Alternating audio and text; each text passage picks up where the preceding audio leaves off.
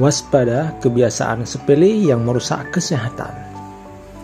Seringkali kita merasa sehat karena tidak sedang sakit, tapi tanpa sadar, kita menjalani kebiasaan kecil yang perlahan-lahan bisa merusak kesehatan.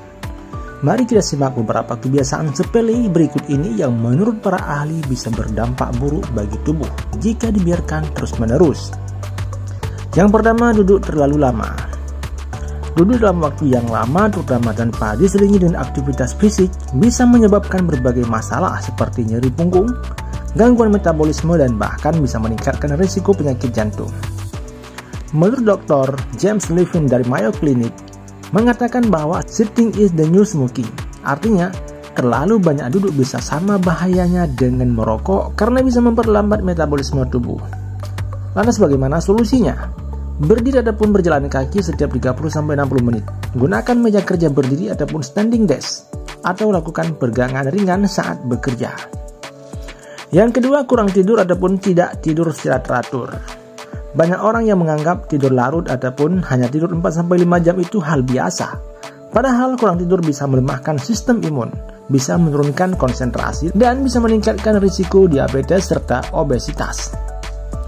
Para ahli berpendapat tentang hal ini, di mana National Sleep Foundation menyarankan durasi tidur 7-9 jam untuk orang dewasa. Kurang dari itu bisa mengganggu fungsi hormon dan metabolisme. Lantas bagaimana solusinya? Tidur dan bangun di jam yang sama setiap hari.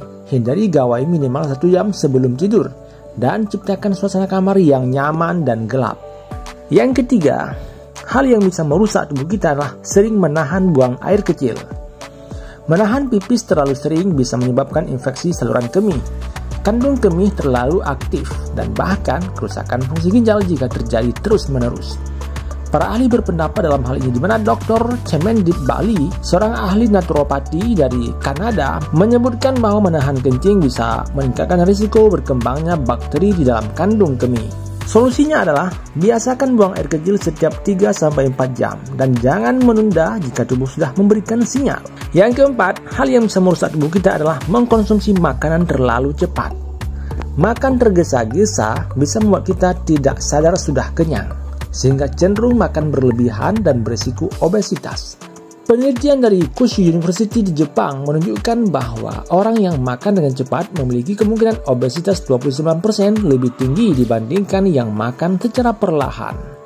Lantas bagaimana solusinya? Solusinya adalah kunyah makanan lebih lama, yaitu sekitar 20-30 kali per suap. Nikmati rasa makanan dan hindari makan sambil menonton TV ataupun sambil bermain HP. Yang kelima, kurang minum air putih. Banyak orang tidak sadar bahwa tubuhnya kekurangan cairan. Dehidrasi ringan bisa memicu kelelahan, gangguan konsentrasi, dan bahkan bisa memicu ataupun memperberat kerja ginjal. Menurut Mayo Clinic, kebutuhan air setiap orang berbeda-beda. Tapi secara umum, seorang pria membutuhkan sekitar 3,7 liter per hari. Dan wanita membutuhkan 2,7 liter dari semua sumber cairan, termasuk dari makanan. Jadi solusinya yaitu selalu bawa botol air minum, ataupun atur alarm pengingat minum, dan perhatikan warna urin. Jika terlalu kuning, itu berarti kurang cairan.